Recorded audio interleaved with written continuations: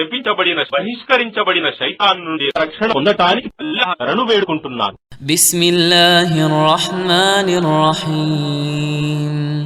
అనంత కరుణామయుడు అపార కరుణా ప్రదాత అయిన అల్లాహ్ పేరుతో. ఇన్నా అఅతైనాకల్ కౌసర్. ఓ ముహమ్మద్, నిశ్చయంగా మేము నీకు కౌసర్ ప్రసాదించాము. ఫసల్లి లిరబ్బిక వన్హర్. కనుక నీవు నీ ప్రభువు కొరకే నమాజు చెయ్యి, మరియు బలి ఖుర్బానీ కూడా ఆయన కొరకే ఇవ్వు.